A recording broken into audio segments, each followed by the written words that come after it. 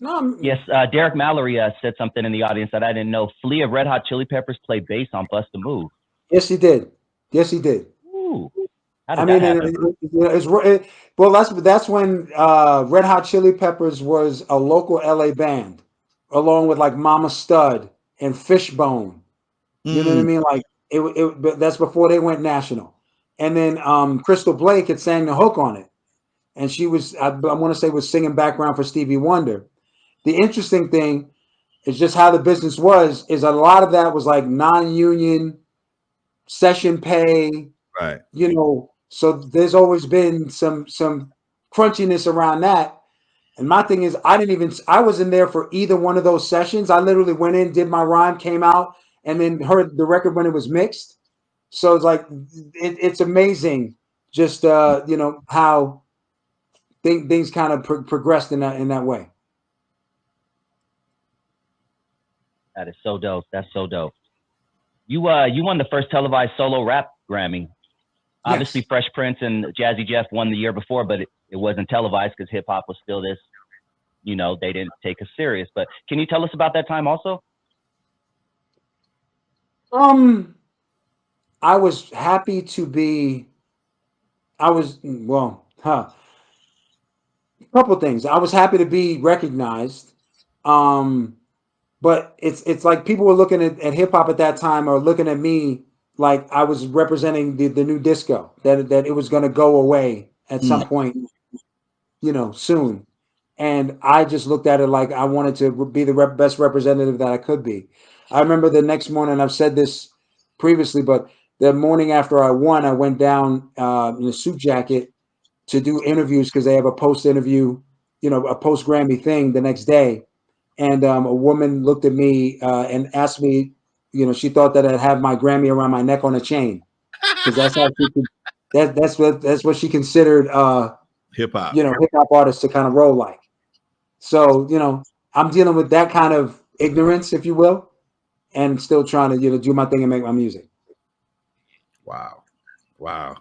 And this when you say Wow. things like that, Did you think we'd be here in 2024? Did you think hip hop will still be here?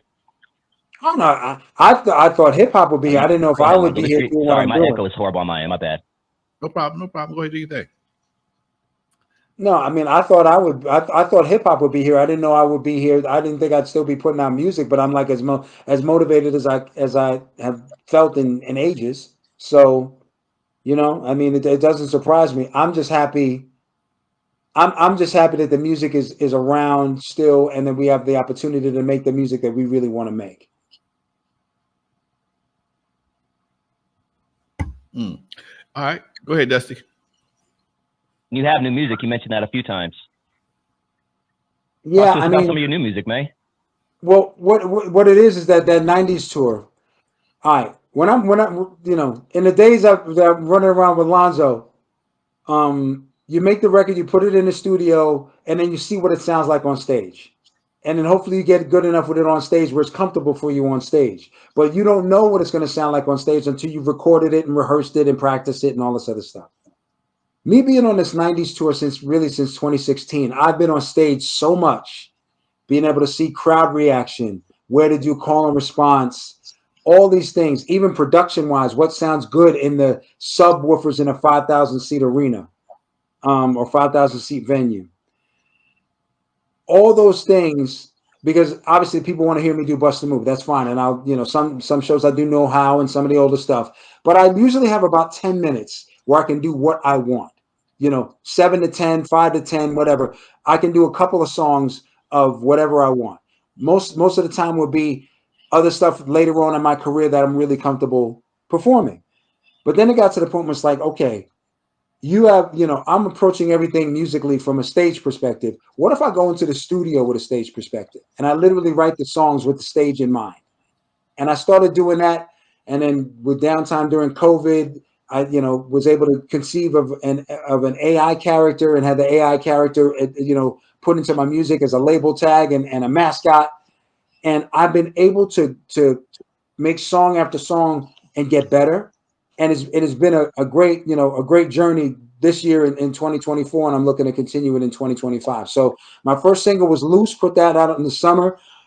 Now I have a song called Fun Part. So if you look for that, both of those are online. All the DSPs, whatever, anywhere you get your music, you can find those. And to me, I feel like I'm at my best.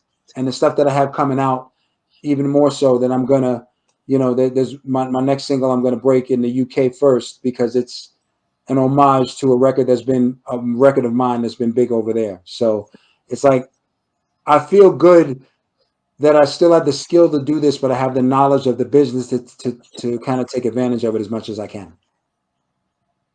That's what I'm talking about. Now I got a question for you. Yes, sir. You control your publishing? Yeah, I mean, yes. I mean, my first record deal, I didn't. First record deal, you got to sign that away. Right. So that's been that's just part of the journey. But to answer your question at this point, post reversion, yes. Okay, cool. That's what I'm talking about. All right, go ahead, Dusty. That's what's up. Yeah. Someone wants to know, have you toured lately outside the U.S. and how popular are other countries into the old school artists? Oh no, other countries are very popular. I know there's been calls to go to Australia. We're just trying to work the deal out. Like I said, that there's definitely a fan base in the UK. The Sugar Hill Gang go over. They're in Europe a lot. Coolio, God rest him, would be in Europe a lot. I take the tack that I'm not going to go over just for one or two shows. That if I'm going to go out of the country, then I'm going to go to do a tour. That I'm not going to fly 16, 18 hours to do one show or two shows. That if we're going to have 35, 36 hours of round trip flights, then I want to have at least 4 or 5 shows. Not only that financially it makes sense, but if I'm going to make that one big long flight, then I'm going to want to take some local trips to play in some different some different areas overseas. So ideally, I'm hoping to do more of that in next year and beyond. Okay. Nice, dude. Hey, can you take us back to performing at Skateland and World on Wheels? What was the vibe like? And you're a cat from New York, so what were your thoughts? And you see these dudes in red and blue and gangbang and stuff like that. That's the thing. One of the places I went, the girl I was dating put me in a red Fila suit, which was not smart because it was not the place for me to wear them. And I did not know this being an East Coast dude. Luckily, I got out safe and all that. But I can't remember what venue it is, so I'm not going to put a name on it. But it's one of our, classic venues. Huge crowd area, like / dance floor. Everybody's going through metal detectors at the start. Something breaks out. Club owner starts running around, or venue owner runs around, or pulls out a nickel plated 45, puts it to this kid. Kid gets on his knees. The room stops. And being a kid from the East Coast and not seeing